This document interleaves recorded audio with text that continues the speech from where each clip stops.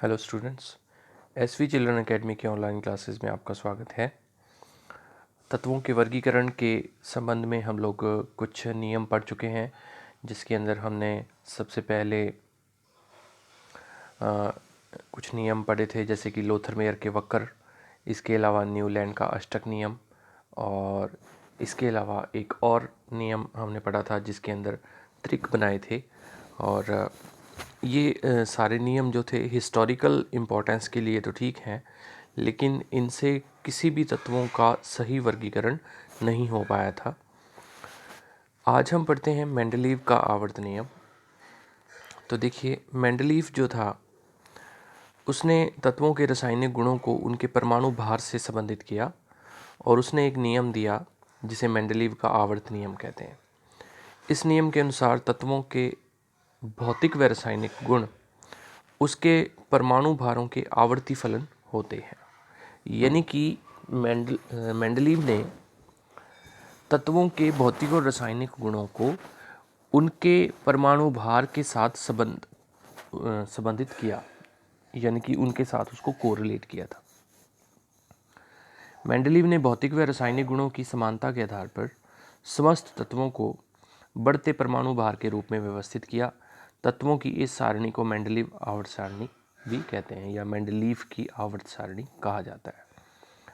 तो देखिए, मेंडलीव की आवर्त सारणी क्या है, इसके बारे में हम बात करेंगे। ये आपके सामने यहाँ पर आप देख रहे हैं कि मेंडलीव की आवर्त सारणी बनी हुई है। इसके अंदर जो ऊपर से नीचे की ओर जो खड़े खाने हैं उनको वर्ग कहा जाता है, और जो पड़े खाने हैं उनको आवर्त कहा जाता है। तो ये आवर्त सारणी थी। इसके अंदर बहुत सारी जगहें जो हैं वो खाली छोड़ी गई हैं, और इसको आप देख सकते हैं। हालांकि इसके अंदर बहुत सारी कमियां हैं, और वो कमियां ही हमारे लिए इम्पॉर्टेंट है। अब ये सारणी जो है वो किस प्रकार से बनाई गई थी, क्या था इसके अंदर, वो सारी चीज़ें हम पढ़ेंगे। तो मेंडलीव की आवर्त सारणी जो है उसमें 8 वर्ग थे। 8 वर्ग इसलिए थे क्योंकि उस समय तक उत्कृष्ट गैसों की खोज अभी नहीं हुई थी। इन वर्गों को 2 उपवर्गों ए और बी में विभाजित किया गया। मेंडलीव की आवर्त सारणी के वर्तमान स्वरूप में 9 वर्ग हैं, तथा 9वां वर्ग जो है वो शून्य वर्ग कहलाता है। मेंडलीव की आवर्त सारणी में 8 वर्ग हैं, जैसा कि हमने पीछे देखा ही है। इन्हें क्रमशः रोमन संख्या first, second, third, fourth, fifth, sixth, seventh और एट्थ और शून्य द्वारा दर्शाते हैं। फर्स्ट से 7 तक के प्रत्येक वर्ग को 2 उपवर्गों ए व बी में विभाजित किया गया है। वर्ग 8 में कुल 9 तत्व 3-3 के समूहों में है। आवर्त सारणी में क्षैतिज पंक्तियों को आवर्त कहा गया है, और क्षैतिज पंक्तियों का मतलब होता है जो पड़े हुए खाने हैं ना। पहले आवर्त में केवल 2 तत्व रखे गए हैं, इसे अति लघु आवर्त कहा जाता है। दूसरे और तीसरे आवर्त में 8-8 तत्व हैं, इन्हें लघु आवर्त कहा गया है। ठीक है। चौथे तथा 5वें आवर्त में 18-18 तत्व हैं, इन्हें दीर्घ आवर्त कहते हैं। छठे आवर्त में 32 तत्व हैं, इनको अति दीर्घ आवर्त कहा जाता है। यद्यपि सारणी में इस आवर्त में 18 तत्व ही नजर आ रहे हैं, लेकिन लेंथेनाइड श्रेणी के 14 तत्व भी इसी आवर्त के सदस्य होते हैं। ठीक है। यानी कि लेंथेनाइड तत्वों के लिए इस आवर्त सारणी में अलग से जो जगह है वो दी गई है। मुख्य आवर्त सारणी के अंदर लेंथेनाइड के लिए कोई भी जगह नहीं है। 7वां आवर्त एक अपूर्ण आवर्त है, जिसे भविष्य में खोजे जाने वाले तत्वों के लिए कई स्थान रिक्त हैं। मेंडलीव ने उस समय अज्ञात तत्वों के लिए रिक्त स्थान छोड़ते हुए उनके गुणों तक की भविष्यवाणी भी कर दी थी। इससे नए तत्वों की खोज में बहुत सहायता मिली।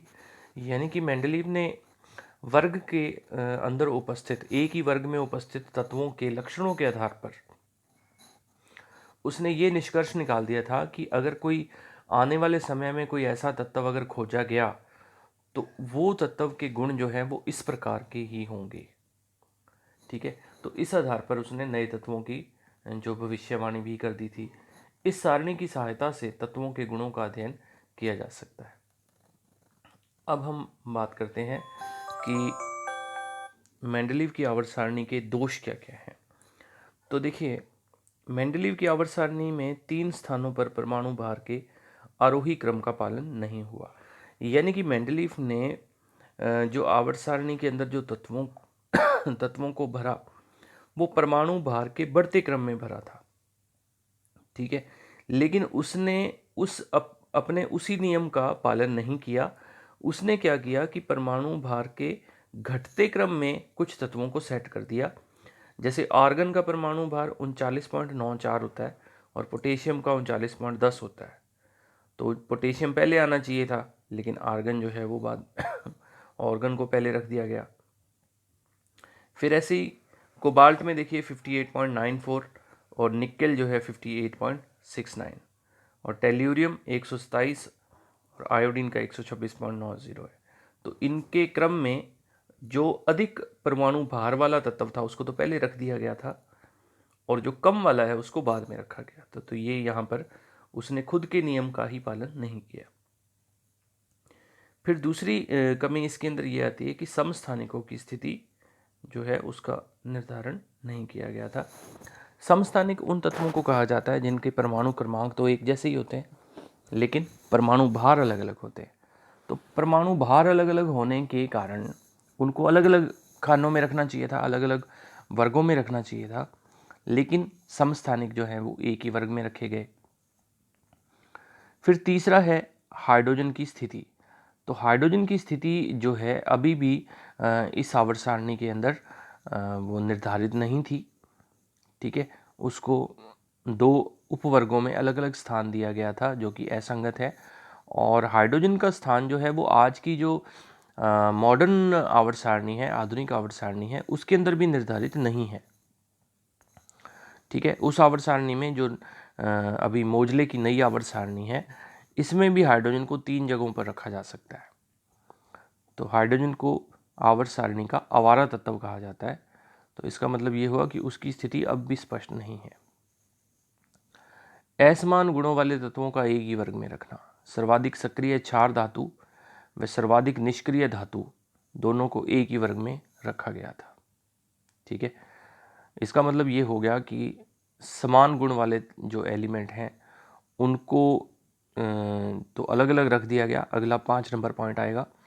और असमान वालों को एक ही वर्ग में रखा गया, ठीक है। 5th पॉइंट को पढ़ते हैं कि समान गुण धर्म वाले तत्वों को तो भिन्न भिन्न वर्गों में रख दिया। कॉपर व मरकरी, गोल्ड व प्लेटिनम गुणों में काफ़ी समानता रखते हैं, फिर भी इनको पृथक वर्गों में रखा गया था।